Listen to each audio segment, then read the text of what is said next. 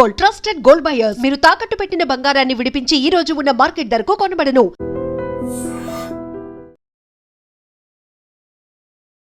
మిట్ట మధ్యాహ్నం ఇంట్లోకి వెళ్ళి మరీ 17 ఏళ్ల బాలికను కత్తితో గొంతు మీద కోసి పొడిచి చంపేశాడు. ఆ తర్వాత పోలీసుల మీద కూడా తిరగబడితే పోలీసులు అతని కాళ్ళ మీద కాల్చి అరెస్ట్ చేసి ముందు చికిత్స కోసం ఆసుపత్రికి తీసుకెళ్లారు. అసలు ఏంటి కేసు, దీనికి సంబంధించిన పూర్తి డీటెయిల్స్ ఒక్క నిమిషం మీకు ఎక్స్ప్లెయిన్ చేసే ప్రయత్నం చేస్తా. కడప జిల్లా కాజీపేట అగ్రహారం గ్రామానికి చెందినటువంటి యువతిని వెంకటేష్ అనేటువంటి యువకుడు ప్రేమ పెళ్ళి అని చెప్పి వేధిస్తూ ఉన్నాడు. 17 సంవత్సరాలు ఆ బాలిక ఇంటర్మీడియట్ పూర్తి చేసింది, ఇంటి దగ్గర ఉంది. కొన్ని రోజులుగా నిన్ను ప్రేమిస్తున్నాను, నన్ను పెళ్లి చేసుకో అని చెప్పి వేధిస్తూ ఉన్నాడు, వెంటబడతా ఉన్నాడు. నన్ను పెళ్లి చేసుకుంటావా లేదా అని చెప్పి. ఆమె అసలు ఏమాత్రం ఒప్పుకోట్లా. నువ్వంటే నాకు ఇష్టం లేదు, దయచేసి నా వెంట పడద్దు, నేను నిన్ను పెళ్లి చేసుకోను, నువ్వు నాకు వద్దు అని చెప్పి వ్యతిరేకిస్తానే ఉంది. అయితే కోపం పెంచుకున్నాడు, డైరెక్ట్గా ఇంటికి వచ్చేసాడు. శుక్రవారం రోజు డైరెక్ట్గా ఇంటికి వచ్చేసి ఇంటి దగ్గర ఎవరు లేరు, తల్లిదండ్రులు ఎవరు లేరు, ఆ అమ్మాయి ఒంటరిగా ఉంది. అంటే ఆమె ఒంటరిగా ఉందని చెప్పి ముందే తెలుసుకుని ఒక పక్కా ప్లాన్తో ఒక పకడ్బందీగా జేబులో ఒక కత్తి పెట్టుకుని వచ్చాడు. అంటే చంపాలన్న ఉద్దేశంతోనే వచ్చినట్టుగా క్లియర్గా ఇక్కడ అర్థమవుతుంది. రావటమే నన్ను పెళ్లి చేసుకుంటావు లేదా, నన్ను ఇప్పటికైనా ప్రేమిస్తావా లేదా అని గొడవ స్టార్ట్ చేశాడు. నీకు ఎన్నిసార్లు చెప్పాలని నేను పెళ్లి చేసుకోను. ఆమెకు 17 సంవత్సరాలు మాత్రమే, రీసెంట్గానే ఇంటర్మీడియట్ ఆమె పూర్తి చేసింది. ఎంత చెప్పినా ఎంత మొత్తుకున్నా ఒక్కోసారి ఇంట్లో వాళ్ళకు కూడా చెప్పింది, వాళ్ళు కూడా వార్నింగ్ ఇచ్చాడు. కానీ ఏమాత్రం వెంకటేష్లో మార్పు రాలేదు, డైరెక్ట్గా ఇంటికి వచ్చేసాడు. ఇక గొడవ స్టార్ట్ చేశాడు, నన్ను పెళ్లి చేసుకుంటావు లేదా, నేను ఇక చేసుకోనని చెప్పేసి ఆమె మళ్ళీ కూడా చేయడంతో ఇక అరవటంతో వెంటనే ఇంటి లోపలికి వచ్చేసి గొంతు మీద చేయి వేసి పిసికేసి తన జేబులో ఉన్నటువంటి కత్తి తీసుకొని గొంతు మీద కోసేశాడు. గొంతు మీద కోసి తర్వాత ఇంకా కత్తితో 2-3 ఘాట్లు కూడా ఉన్నట్టుగా తెలుస్తోంది. ఆమె ఇక పెద్దగా కేకలు వేసేసింది ఒక్కసారిగా గొంతు కట్ చేయడంతో. ఇక్కడ చుట్టుపక్కల ఉన్నవాళ్ళు వాళ్ళందరూ కూడా వెంటనే అలర్ట్ వచ్చేసరికి ఇతను పారిపోయాడు. వెంటనే అతను తండ్రికి ఫోన్ చేశారు, ఆమె తండ్రికి ఫోన్ చేశారు చుట్టుపక్కల ఉన్నవాళ్ళు. తండ్రి వెంటనే వచ్చాడు, ఒక్కసారిగా చూసి షాక్ అయిపోయాడు. అంటే రక్తపు మడుగులో పడిపోయింది, గొంతు మొత్తం కట్ అయిపోయింది, మొత్తం నెత్తురు కనిపిస్తోంది. వెంటనే ఆ తండ్రి ఆ పాపని ఎత్తుకుని ఇక్కడ రోడ్డు మీదకి వచ్చాడు, ఏదైనా వెహికల్ ఉంటుందేమో అని చెప్పి వస్తే ఒక వెహికల్ కనిపిస్తే ఆ వెహికల్లో ఎక్కించుకొని ఉటావుట్న ఆసుపత్రికి తీసుకెళ్తుంటే ఇంకా కొన ఊపిరితో ఉంది, మాట్లాడలేకపోతుంది. వెంకటేష్ ప్రవీణ్ అనే 2 పేర్లు చెప్పింది. వెంకటేష్ ప్రవీణ్ అని చెప్పి 2 పేర్లు చెప్పి వాళ్ళే ఈ విధంగా చేశారని చెప్పి ఇంకా మాట్లాడలేకపోతుంది. ఇంకా ఏందమ్మా, ఏం జరిగింది, ఎప్పుడు వచ్చాడు వాడు, ఇవన్నీ కూడా చెప్పాలన్నది కానీ అవి చెప్పలేకపోతుంది. గొంతు కట్టయిపోయింది, మాట సరిగా రావట్లేదు. ఆసుపత్రికి తీసుకెళ్తుంటేనే మార్గ మధ్యలోనే చనిపోయింది. ఆ తండ్రి అలా ఎత్తుకొని ఆసుపత్రి వచ్చేస్తుందమ్మా, నువ్వు బతుకుతావు, నీకేమి కాదు, వాడి సంగతి నేను చూస్తాను, ఈ మాటలన్నీ కూడా ఆ తండ్రి చెప్తున్నాడు. కానీ ఆసుపత్రి తీసుకెళ్లే లోపే కన్నుమూస్తుంది. నిజంగా అంటే సినిమాల్లోనే ఇలాంటి ఘటనలు కనిపిస్తూ ఉంటాయి. ఎందుకంటే రౌడీ ఎవరన్నా వచ్చి విలన్ వచ్చి హీరోయిన్ని గొంతు కోసేస్తే వెంటనే అక్కడ ఉన్నవాళ్ళు హీరో అట్లా ఎత్తుకొని ఆసుపత్రికి తీసుకెళ్తుంటే మార్గ మధ్యలోనే చనిపోతుంది. ఇలాంటి సీన్ నిజంగా మన సినిమాలో చూస్తాం, కానీ రియల్గా జరగడంతో ఆ తండ్రి గుండెలు బాదుకుంటూ రోధిస్తున్నాడు. ఇంటర్మీడియట్ పూర్తి చేసింది, మంచిగా ఇంకా చదివించి ఒక చేతిలో పెట్టి నా బిడ్డకి ఒక మంచి జీవితం ఇద్దాం అనుకుని ఆ తండ్రి భావించుంటాడు, కలలు కనుంటాడు. కానీ ఆ కలలన్నీ కూడా వెంకటేష్ అనే ప్రేమోన్మాది ఒక రాక్షసుడు, ఒక సైకో తుంచేసినటువంటి పరిస్థితి ఉంది. వెంటనే పోలీసులు కూడా ఈ సమాచారం తెలిసి వెంకటేష్ని గంటల్లోనే పట్టుకున్నారు. వాడు ఎక్కడ ఎంత దూరం పారిపోలేదు. మొత్తం పోలీసులు అందరూ కూడా వెతికితే వాడు కనిపించాడు. వాడిని అరెస్ట్ చేసి తీసుకెళ్తుంటే మైదుకూరు నుంచి వేరే ప్రాంతానికి ఆ వెంకటేష్ని ప్రేమోన్మాదిని తీసుకెళ్తుంటే పోలీసుల మీద కూడా తిరగబడ్డాడు, పోలీసుల మీద దాడి చేశాడు, రాళ్ళు తీసుకుని కొడతా ఉన్నాడు. ఇక చేసేది లేక పోలీసులు 3 రౌండ్లు గాల్లో కాల్పులు చెప్పారండి. ఇంకా తనలో మార్పు రాలా, ఇంకా తప్పించుకుందామని పారిపోదామని పోలీసుల మీద రాళ్ళు వేసే ప్రయత్నం చేస్తున్నాడు. ఇక కాళ్ళ మీద కాల్చేశారు. వెంకటేష్ని కాళ్ళ మీద కాల్చేస్తే ఒక్కసారిగా కింద కూలబడిపోయాడు. వెంటనే అతను కూడా కడప రిమ్స్కి తీసుకెళ్లి ప్రస్తుతం చికిత్స అందిస్తున్నారు. అంటే సైకోలు ఎంత దారుణంగా తయారవుతున్నారు, ఎంత రాక్షసంగా సైకోలు ఇక్కడ కనిపిస్తున్నారో కూడా అర్థమవుతుంది. ప్రేమకి ఒప్పుకోలేదని తనను పెళ్లి చేసుకోవడానికి నిరాకరించడంతో, అంటే వీడు వెనకాల పడితే వీడు ప్రేమించు పెళ్లి చేసుకుంటే చేసేసుకోవాలా, అంటే అమ్మాయి అసలు ఇష్టం లేదని చెప్పిన ఎన్నిసార్లు వెంటపడి వేధించి ఆఖరికి ఒక ఉన్మాదిల రాక్షసులా తయారైపోయి ఆ అమ్మాయి గొంతు కట్ చేసేసి చంపేశారంటే ఎంత దారుణం చూడండి. అంటే అమ్మాయిలకి అసలు ఈ రోజుల్లో భద్రత ఉందా, రక్షణ ఉందా, ఆడపిల్లల తల్లిదండ్రులు తమ బిడ్డల్ని ఇంకా ఎలా చూసుకోవాలి, ఎలా వాళ్ళ ప్రాణాలు రక్షించుకోవాలో అర్థం కాని పరిస్థితి కనిపిస్తుంది. ఇలాంటి ప్రేమ ఉన్మాదులు రాక్షసుల చెరలో పడిపోయి ఎంతోమంది అభాగ్యులు, అమాయకులైనటువంటి అమ్మాయిలు ప్రాణాలు కోల్పోతున్నటువంటి పరిస్థితి ఉంది. నిజంగా వాడికి చాలా కఠినంగా శిక్షించాలి. ఈ తల్లిదండ్రులు కూడా గతంలో వేధించినప్పుడే ఈ అమ్మాయి సరిగా చెప్పుంటే అప్పుడే పోలీసులు అరెస్ట్ చేసి ఉంటే ఇంతవరకు వచ్చుండేది కాదు. కానీ మారతాళ్లే, ప్రేమ పెళ్ళి అంటా ఉన్నాడు, ఇక చేసుకోనంటే ఏదో ఒక రోజు మారతాళ్లే అని చెప్పి ఆ అమ్మాయి కూడా అనుకుందేమో.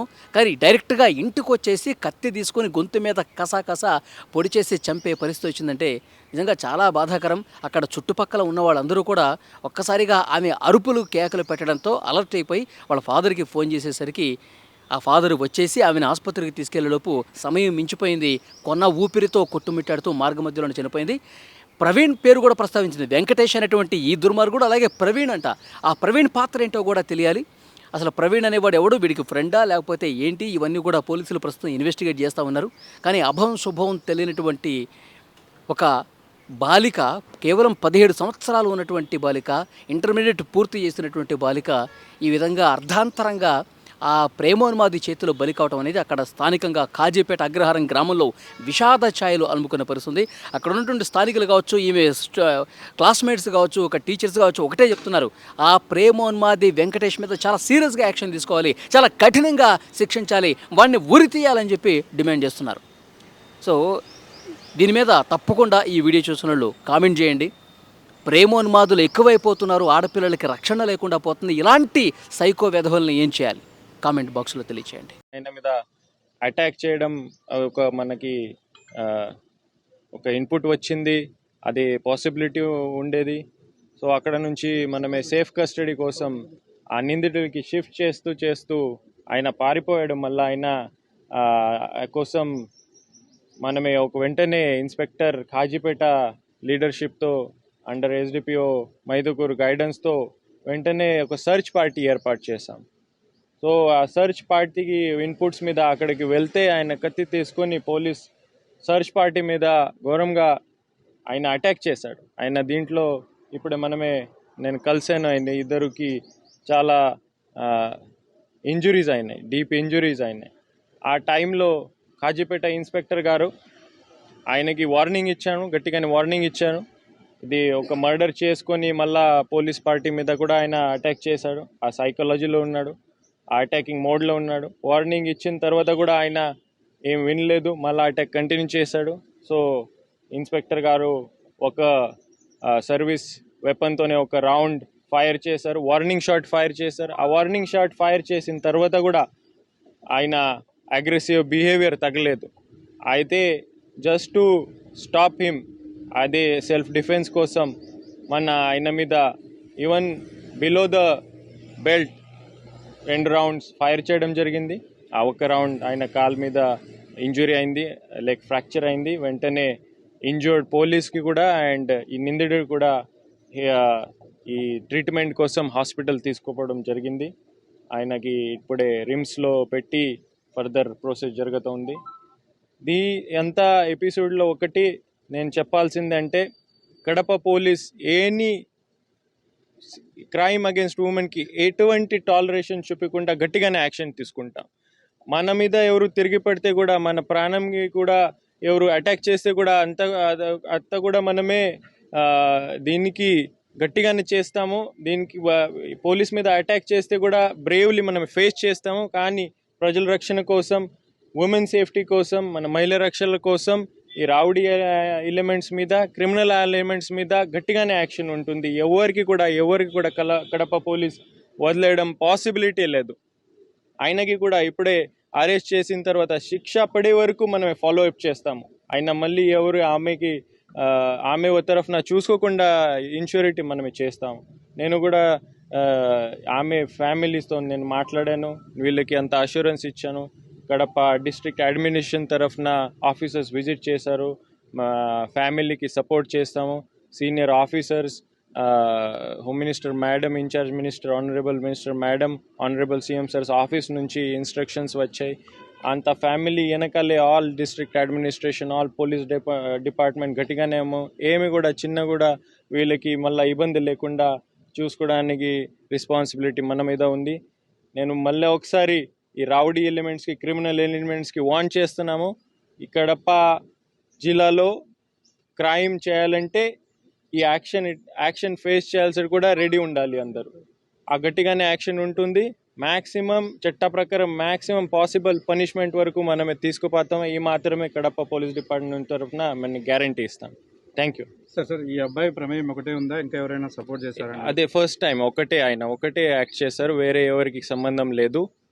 అదే కూడా ఆయన ఈ అమ్మాయితోనే ప్రపోజ్ చేసాం, రిజెక్ట్ చేయడం వల్ల ఆ ఆక్రోషంలో ఆయన ఈ ఘోరంగా ఆఫెన్స్ కమిట్ చేశారు.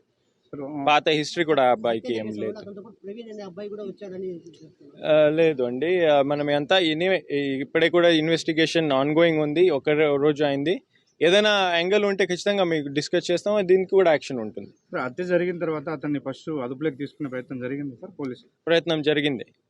తీసుకున్న తర్వాత మళ్ళీ తీసుకున్నాము. తర్వాత ఆయన మనకి ఈ అంతా బంధువులు అని జనాల ఆక్రోషంతో ఆయనకి చంపేస్తాను ఆకాంక్షతో అక్కడ నుంచి మనం వేరే చోట సేఫ్ కస్టడీ కోసం షిఫ్ట్ చేయడం జరిగింది. ఆ ప్రయత్నంలో తప్పించుకునే ప్రయత్నం చేశారు.